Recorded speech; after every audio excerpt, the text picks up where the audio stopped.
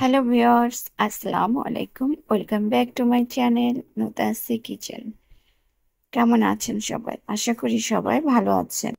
আজকে আমি বানাবো এমন একটা মিষ্টি যেটার নাম শুনলে জিভে জল চলে আসে। ডিমের পুডিং। ভাবছেন এটা বানানো কষ্টকর? একদম না। মাত্র কয়েকটা ডিম, দুধ আর চিনি দিয়ে একেবারে দোকানের মতো পুডিং বানিয়ে ফেলা যায় ঘরেই। আর মজা তো আছে, খেতে নরম নরম আর দারুণ টেস্টি।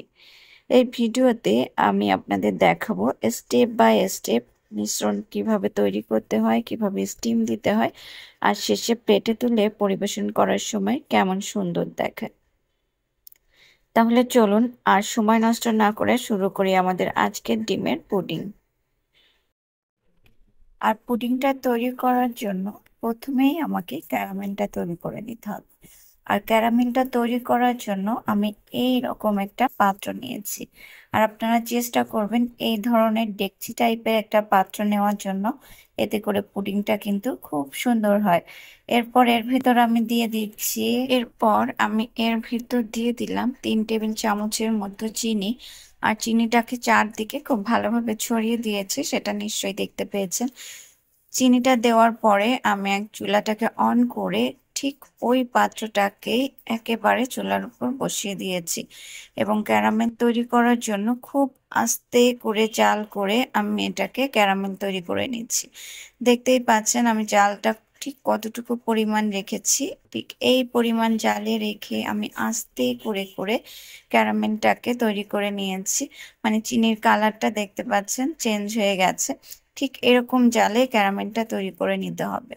আমার ক্যারামেলটা একদম পারফেক্টলি রেডি হয়ে গেছে। আপনারা চাইলে ঠিক এই পর্যায়ে অন্য কোনো পাত্রে যদি পুডিংটাকে তৈরি করতে চান তাহলে সেই পাত্রে ক্যারামেলটা ঢেলে নিতে হবে। আর আমি যেহেতু আজকে এই পাত্রটাতেই পুডিংটাকে তৈরি করব, তাই আমি আর এটাকে ঢেলে নিচ্ছি না, এখানে ঠান্ডা করে নিচ্ছি। আর ঠান্ডা করে নেওয়ার ফলে কিন্তু এটা শক্ত হয়ে যাবে। আর এটাকে আমি একদিকে নামিয়ে ঠান্ডা করার জন্য রেখে দিচ্ছি, আর অন্যদিকে আমি এরকম একটা বাটি নিয়ে নিয়েছি। আর এর ভিতরে আমি দুটো ডিমকে ভেঙে দিব। যেহেতু আমি আজকে দুটো ডিমের পুডিং তৈরি করছি, সেই জন্য আমি দুটো ডিম নিয়েছি, কিন্তু আপনারা চাইলে কিন্তু ডিমের পরিমাণ বাড়িয়ে বা কমিয়েও নিতে পারেন। আর এখানে আমি চিনি দিয়ে দিচ্ছি 1/4 কাপেরও একটু কম, তবে চিনিটা একদমই অপশনাল। পছন্দ মতো চিনি দিয়ে দেবেন। এরপর দিয়ে দিলাম খুবই সামান্য 1/4 টিস্পুনের মতো হচ্ছে কাস্টার্ড পাউডার। এটা একেবারেই অপশনাল, কারণ এটা দিলে একটা সুন্দর ঘ্রাণ পুডিংয়ের সঙ্গে যোগ হয়, সেই কারণে দেওয়া। আর এছাড়া কিন্তু কাস্টার্ড পাউডারের আর কোনো কাজ এই পুডিংয়ে নাই। এরপর আমি খুব ভালো করে কিন্তু এই চিনি আর কাস্টার্ড পাউডার আর ডিমটাকে সুন্দর মতো ফেটিয়ে নিচ্ছি। এই ফেটানোর কাজটা কিন্তু ভালোভাবে করে নিতে হবে, তবে কিন্তু এটাকে ব্লেন্ডারে দেওয়া যাবে না। মানে ব্লেন্ডারে দিয়ে একেবারে বেশি ফেটানো নেওয়া করা যাবে না, তবে দিয়ে আপনি 2-1টা পালস দিয়ে নিতে পারেন। এরপর আমি দিয়ে দিলাম একটু ভ্যানিলা এসেন্স। আর এই এসেন্সটাও কিন্তু একেবারেই অপশনাল। কাস্টার্ড পাউডার এবং ভ্যানিলা এসেন্স দুটোই অপশনাল। এই দুটো না দিলে কিন্তু পুডিংয়ের স্বাদে কোনো হেরফের হবে না। আর চিনিটা টোটালি আপনাদের পছন্দের উপর ডিপেন্ড করে দিয়ে নেবেন, যে যতটুকু চিনি খেতে চান। আর চিনি ছাড়াও কিন্তু পুডিংটা তৈরি করে নেওয়া যাবে। চিনি এবং ডিমটাকে ভালোভাবে ফেটে নিয়ে এর মধ্যে আমি দিয়ে দিলাম হচ্ছে 1 কাপের মতো তরল দুধ। আর এই দুধটাকে কিন্তু আমি আগে থেকে জাল করে নিয়ে ঠান্ডা করে নিয়েছি। তবে যদি আপনাদের দুধটা ঘন করে করা থাকে বা ঘন করে জাল করে নেন, সেক্ষেত্রে এখানে 2 কাপের মতো দুধ ব্যবহার করতে পারেন। আমি এখানে একেবারে ঘনও না পাতলাও না, একদম মানে মিডিয়াম টাইপের একটা দুধ ব্যবহার করেছি। মানে খুব ঘনও করিনি, পাতলাও রাখিনি, সেজন্য আমি 1 কাপের মতো দুধ নিয়ে নিয়েছি। আর এদিকে যে ক্যারামেলটাকে আমি ঠান্ডা করতে দিয়েছিলাম, এটা খুব ভালোভাবে ঠান্ডা হয়ে গেছে। আর এখন আমি ওই যে পুডিংয়ের মিশ্রণটাকে খুব ভালোভাবে ফেটে নিয়েছি, সেটাকে একটা ছাঁকনির সাহায্যে এভাবে ছেঁকে নিচ্ছি। অবশ্যই চেষ্টা করবেন এই ডিমের মিশ্রণটাকে একটু ছেঁকে নেওয়ার, এতে করে ডিমের ভিতরে যে লাম্পসগুলো থাকে সেগুলো এই ছাঁকনিতে বেঁধে যাবে এবং একটা স্মুথ টেক্সচারের আমরা পুডিং তাতে পাবো। এরপর চুলায় একটা এরকম ফ্রাই প্যান বা কড়াই যাই থাকে না কেন বা যেটাতে বসান না কেন সেটা বসিয়ে দিতে হবে এবং তাতে দিয়ে দিতে হবে পরিমাণ মতো পানি। দেওয়ার পরে আমি একটা কাপড় দিয়ে নিয়েছি, কাপড়টা দিয়ে তারপরে আমি পাত্রটাকে বসিয়েছি। আর পুডিংটার পাত্রটার থেকে পানির পরিমাণ কতটুকু হবে আমি দেখিয়ে দিচ্ছি। এই যে 1/3 পরিমাণ পানি থাকবে, মানে পানিতে ডুবে থাকবে যে ডেক্সিটাতে আপনারা বসাবেন সেটা, এইটা একটু খেয়াল রাখতে হবে।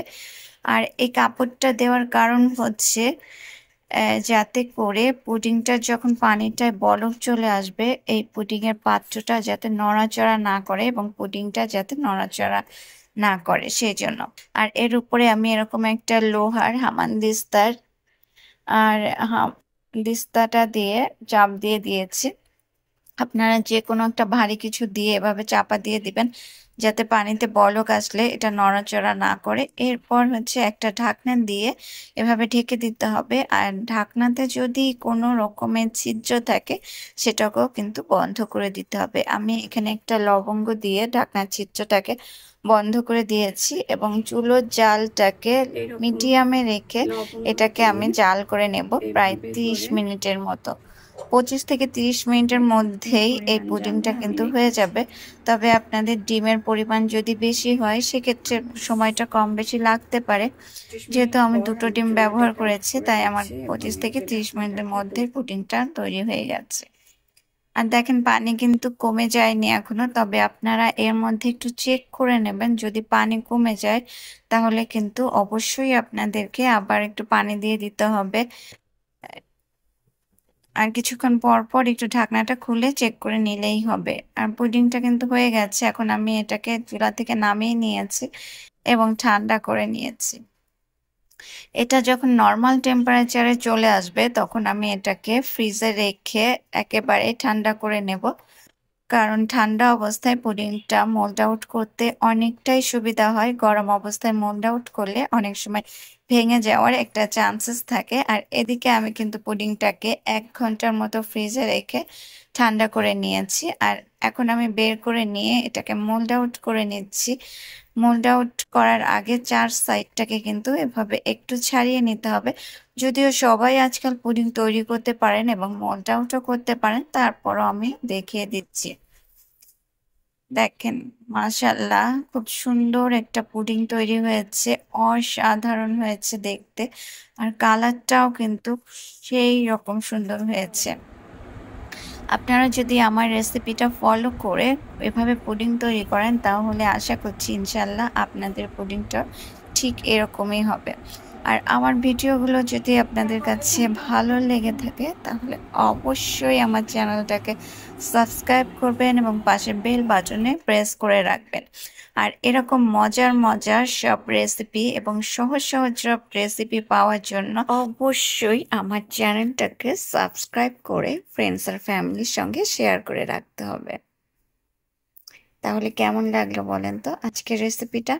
অবশ্যই আমাকে একটু কমেন্টস করে জানাবেন, কারণ আপনাদের এক একটা কমেন্টস কিন্তু আমাকে পরবর্তী ভিডিওটা আপলোড করার জন্য উৎসাহ জাগায়। জানি না আপনারা কতটুকু আমার কথায় ইমপ্রেসড হন বা আমার ভিডিওগুলো আপনাদের কাছে ভালো লাগে, তবে সত্যি বলছি আপনাদের একটা কমেন্টস যদি পাই তাহলে আমার যে পরিমাণ ভালোবাসা বা ভালো লাগা আপনাদের প্রতি তৈরি হয় এবং আরেকটা ভিডিও তৈরি করার জন্য আমার উৎসাহ তৈরি হয়, সেটা কমেন্টস না পেলে কিন্তু হয় না।